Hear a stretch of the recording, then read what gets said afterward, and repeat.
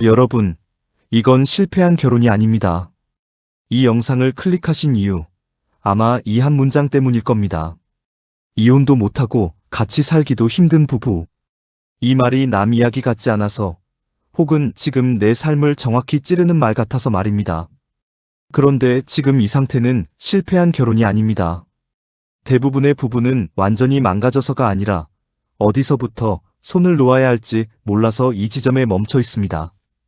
이혼을 하자니 아이가 걸리고, 경제적으로 불안하고, 주변 시선이 부담스럽고, 그렇다고 같이 살자니 말 한마디가 피곤하고, 집이 쉼터가 아니라 전쟁터 같고, 서로가 서로에게 상처가 됩니다. 그래서 많은 분들이 이렇게 말씀하십니다. 그냥 참고 살아요. 이 나이에 뭘 바꾸겠어요? 이게 제 팔자인가 봐요. 하지만 여러분, 참는다고 관계가 유지되는 건 아닙니다. 그건 관계가 아니라 정지입니다. 부부 사이를 다시 뜨겁게 만들자는 이야기가 아닙니다. 사랑을 되살리자는 말도 하지 않겠습니다. 대신 지금 상태에서 더 망가지지 않는 법, 그리고 내 마음과 삶을 지키는 법에 대해 이야기하려고 합니다. 중요한 질문 하나를 드리겠습니다. 지금 여러분은 이 결혼을 살리고 싶은 겁니까? 아니면 버티고 있는 겁니까? 이 질문에 바로 답이 나오지 않는다면 이미 여러분은 충분히 힘든 시간을 보내고 계신 겁니다. 많은 중년 부부가 착각하는 게 있습니다. 사랑이 식어서 이렇게 됐다고 생각합니다. 하지만 사랑이 식은 게 아니라 관계의 방식이 오래전에 멈춰 있었던 겁니다. 20대, 30대에 맞춰진 관계를 50대, 60대에도 그대로 끌고 오면 그건 버거울 수밖에 없습니다. 몸이 변하듯, 마음이 변하듯 부부관계도 방식이 변해야 합니다.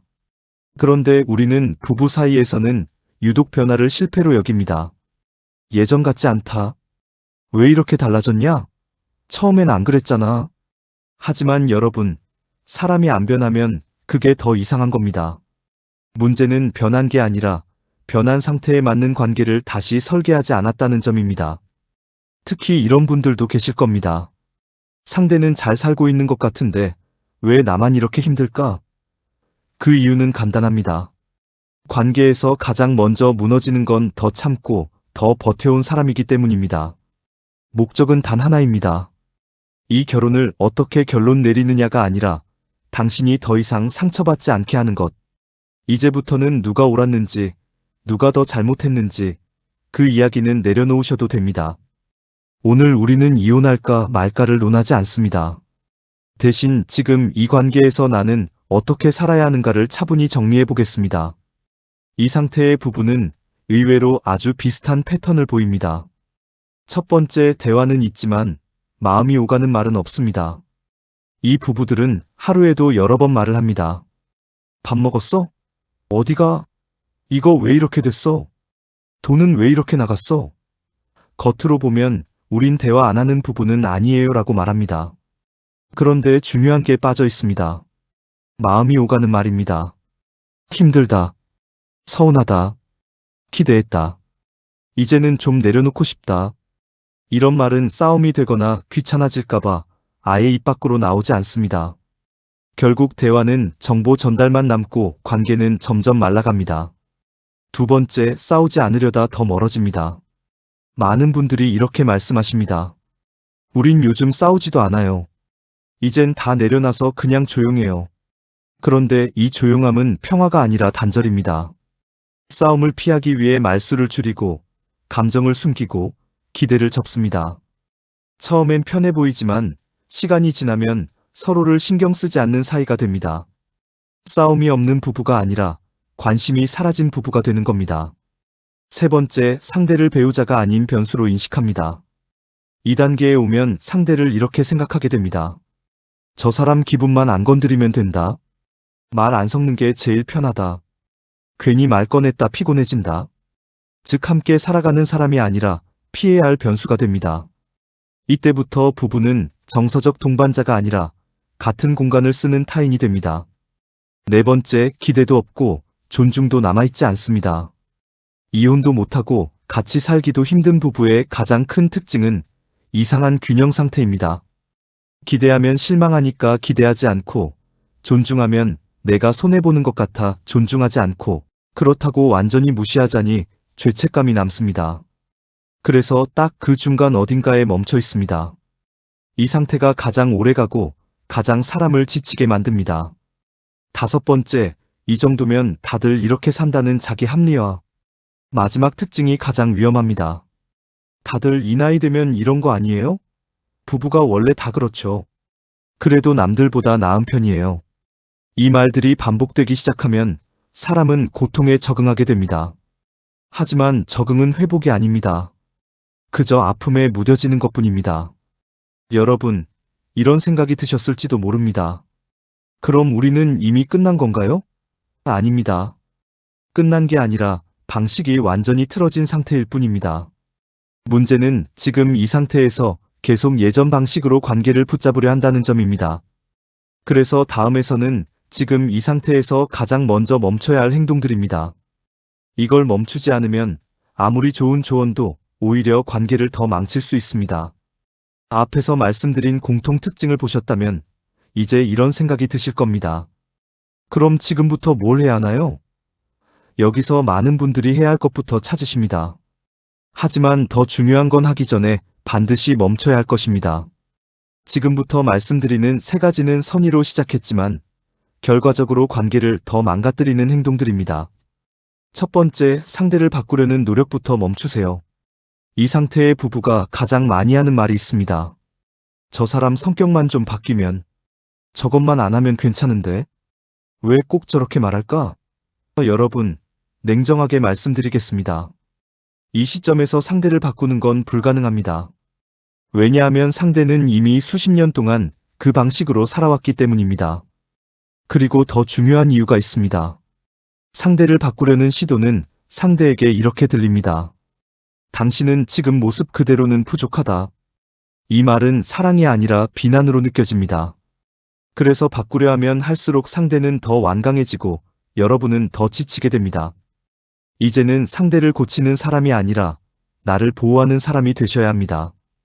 두 번째, 과거의 옳고 그름을 따지는 대화를 멈추세요. 이혼도 못하고 같이 살기도 힘든 부부의 대화는 대부분 과거로 돌아갑니다. 그때 당신이 그랬잖아. 내가 얼마나 참았는지 알아? 항상 문제는 당신이었어. 하지만 이 대화에는 결론이 없습니다. 왜냐하면 부부 사이의 과거는 증명할 수 없는 기억이기 때문입니다. 각자의 기억은 각자의 상처를 기준으로 저장되어 있습니다. 그래서 이 대화는 진실을 찾는 대화가 아니라 상처의 우선순위를 다투는 싸움이 됩니다. 2단계의 부부에게 과거를 꺼내는 대화는 치료가 아니라 재출혈입니다. 이제는 이렇게 바꾸셔야 합니다. 누가 옳았는지 대신 지금 뭘 바꿀 수 있는지. 세 번째, 아이, 경제, 체면을 핑계로 버티는 선택을 멈추세요. 많은 분들이 이 관계를 정리하지 못하는 이유로 이렇게 말씀하십니다. 아이 때문에요. 돈이 얽혀 있어서요. 이 나이에 이혼은 체면이. 물론 현실적인 이유입니다. 가볍지 않습니다. 하지만 문제는 이 이유들이 해결을 미루는 명분이 될 때입니다. 아이를 위해 버틴다고 하지만 아이들은 이미 집안의 공기를 느끼고 있습니다. 경제 때문에 버틴다고 하지만 그 대가로 자존감과 건강이 무너지고 있습니다. 체면 때문에 버틴다고 하지만 정작 나 자신을 가장 무시하고 있는 건 본인일 수 있습니다. 여러분, 버틴다고 상황이 좋아지지는 않습니다.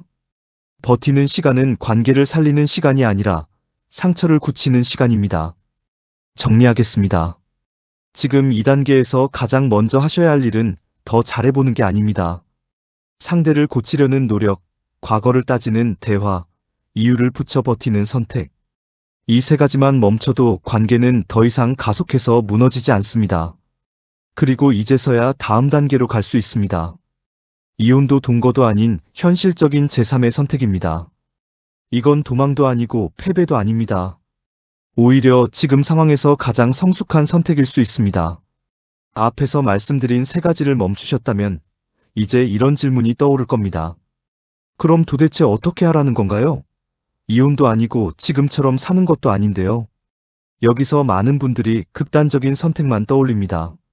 참고 계속 살거나 모든 걸 정리하고 끝내거나. 하지만 관계를 회복하려 하지 말고 재설계하십시오. 부부관계의 목표를 바꾸세요.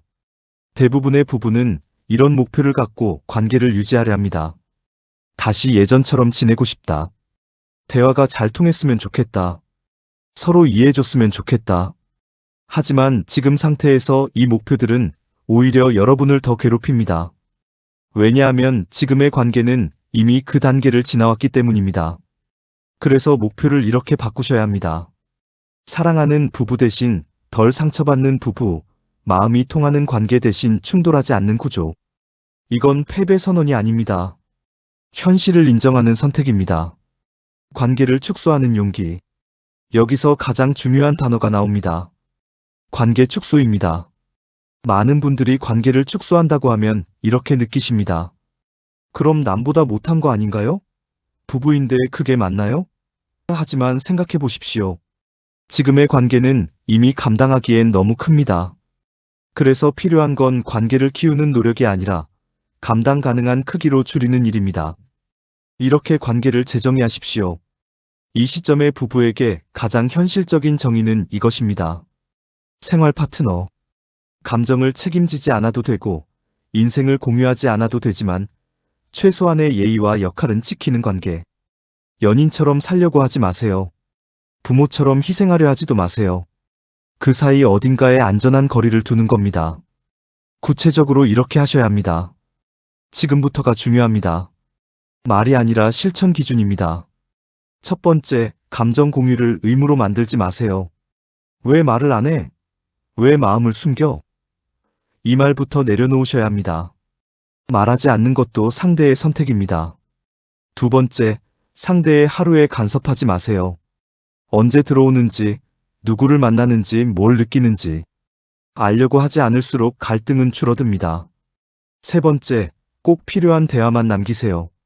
아이 문제, 건강, 경제, 일정. 그 외의 대화는 필요할 때만 하셔도 됩니다. 네 번째, 각자의 생활 리듬을 분리하세요. 같은 공간에 살아도 같은 리듬으로 살 필요는 없습니다. 잠자는 시간, 식사 방식, 취미와 인간관계. 이걸 분리하는 순간 숨이 트이기 시작합니다. 이 선택이 효과 내는 이유. 많은 분들이 묻습니다. 이렇게 하면 관계가 더 멀어지지 않나요? 놀랍게도 오히려 반대인 경우가 많습니다.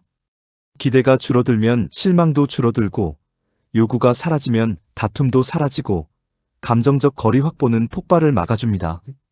관계가 나아져서가 아니라 덜 상처받게 되기 때문입니다. 그리고 이것만으로도 삶의 질은 크게 달라집니다. 중요한 한마디.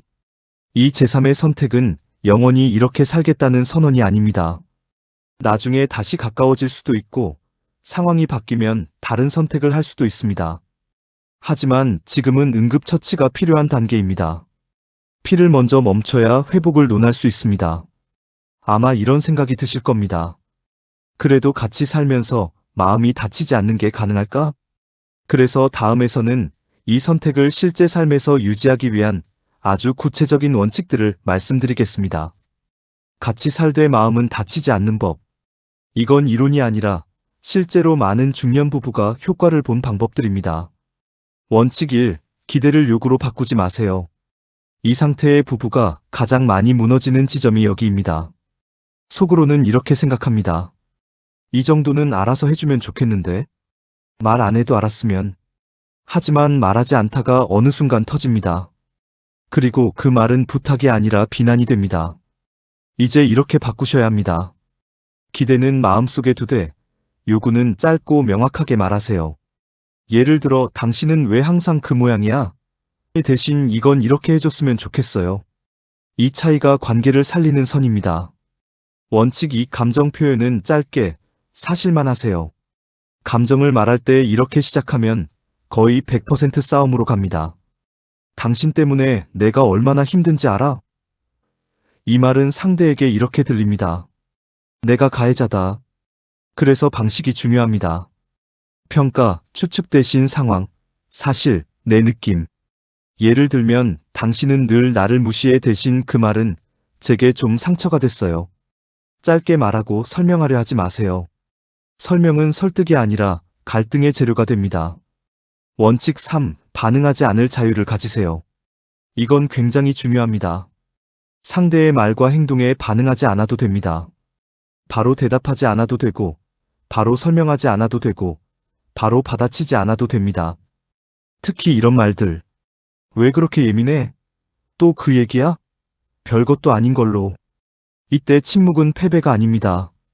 자기 보호입니다. 반응하지 않으면 싸움은 확장되지 않습니다.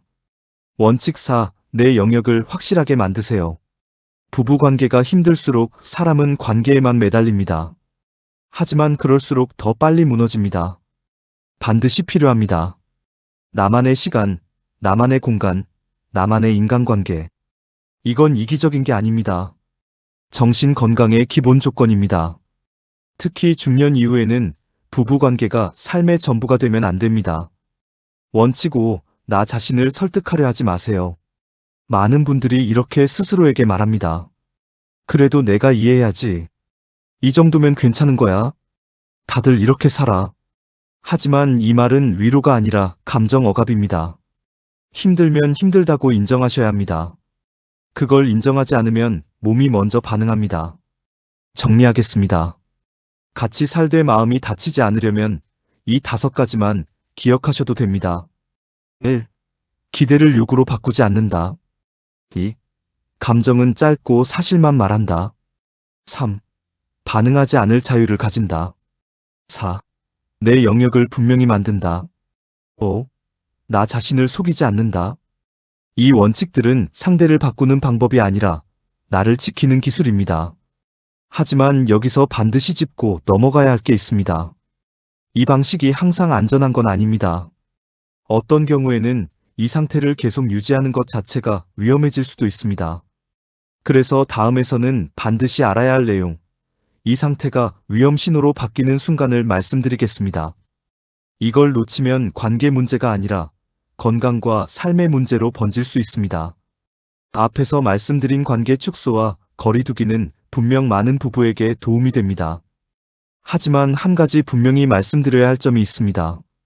이 방식이 모든 상황에서 안전한 건 아니라는 점입니다. 어떤 신호가 나타나기 시작하면 그때는 조금만 더 참아보자가 아니라 지금 멈추고 점검해야 할 단계입니다. 지금부터 말씀드리는 신호 중 하나라도 해당된다면 가볍게 넘기지 마시기 바랍니다. 신호 1. 잠이 무너집니다. 잠들기 어렵다. 새벽에 자주 깬다. 자고 일어나도 피곤하다. 이건 단순한 노화가 아닙니다.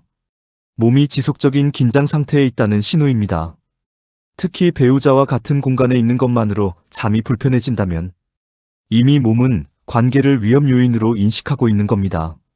신호 2. 이유 없는 분노가 늘어납니다. 사소한 일에도 갑자기 화가 치밀고 말투가 거칠어지고 표정이 굳고 짜증이 습관처럼 나옵니다.